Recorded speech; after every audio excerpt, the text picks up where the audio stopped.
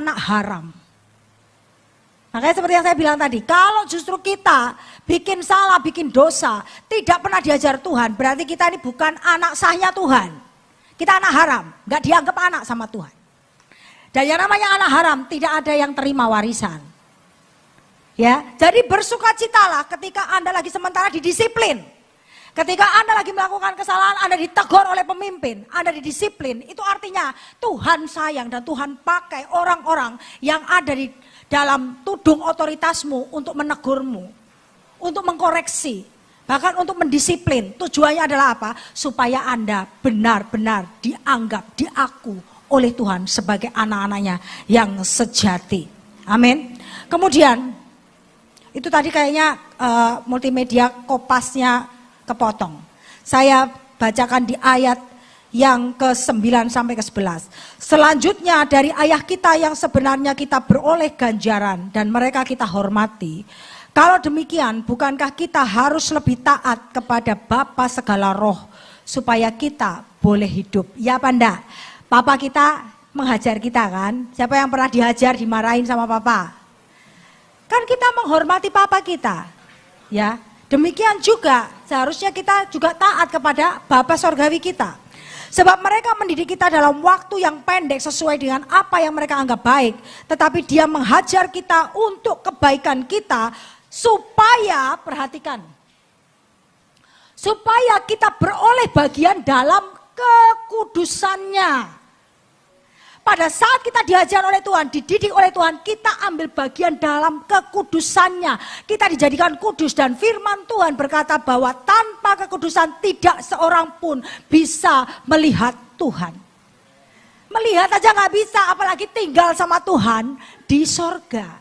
Maka dari itu kita perlu dihajar supaya kita bisa ambil bagian dalam kekudusannya.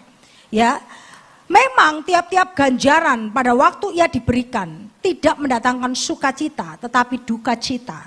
Tetapi kemudian ia menghasilkan buah kebenaran yang memberikan damai kepada mereka yang terlatih olehnya. Jadi waktu kita terima hajaran gak ada. Anak dihajar sama bapaknya, hehehe, lagi dong pak, enak pak, ayo pukul lagi. Gak ada, anak sinting kalau yang kayak begitu. Kelainan jiwa. Tapi pasti kalau namanya bapak lagi hajar, anak-anak pasti nangis teriak-teriak, papa ampun, papa akan menangis toh. Duka cita kan.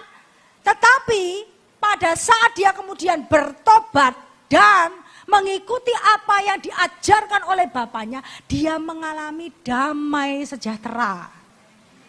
Ikut Tuhan akan penuh dengan damai sejahtera. Haleluya. Ikut aja. Seringkali kita nggak ngerti, gitu kan? Tapi ikutlah saja. Nah, demikian yang dilakukan oleh Esther.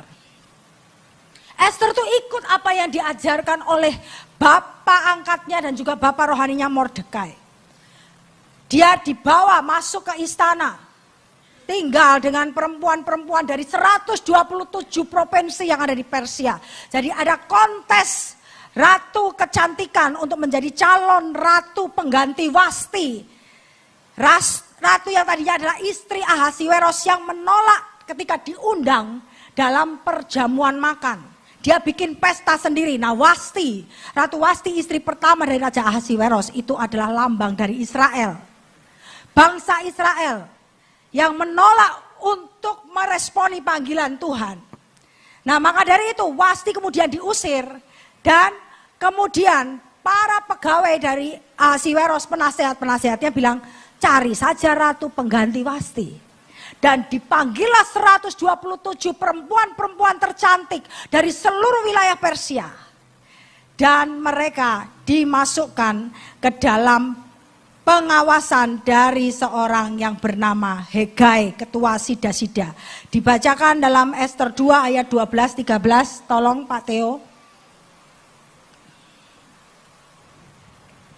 Esther 2, 12-13.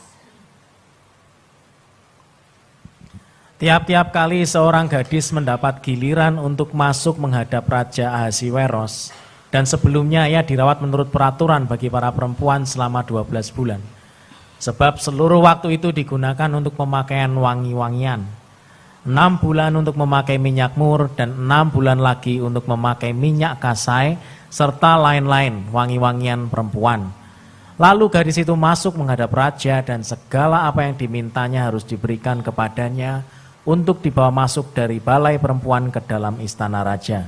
Oke, jadi total waktu preparation itu 12 bulan. Selama 12 bulan ini perempuan-perempuan ini direndam dengan wangi-wangian supaya parfum itu benar-benar masuk sampai ke dalam pori-pori tubuhnya. Sehingga semua bau ketek, bau kaki, bau kecut, bau asem, ya, itu semuanya hilang. Dan proses ini proses yang tidak menyenangkan. Bayangkan setiap hari dalam 1 tahun, itu harus di-scrub, dipijat, facial, direndam. Kalau setahun sekali oke, tapi kalau setahun dalam setahun setiap hari dimasas, dipijat, di facial, di scrub, direndam, nggak enak loh, iya kan? Nggak enak. Nah, lihat tadi yang dikatakan 6 bulan pertama itu direndam dengan minyak mur. Di dalam bahasa Ibrani, mur itu memiliki arti pahit, ya. Untuk mengekstrak mur, proses yang menyakitkan itu harus dialami. Yaitu pohon mur itu harus disayat-sayat, harus dilukai. Sehingga pohon itu benar-benar berdarah, dalam artian mengeluarkan getah. Getah mur. Ya. Nah, seperti Esther.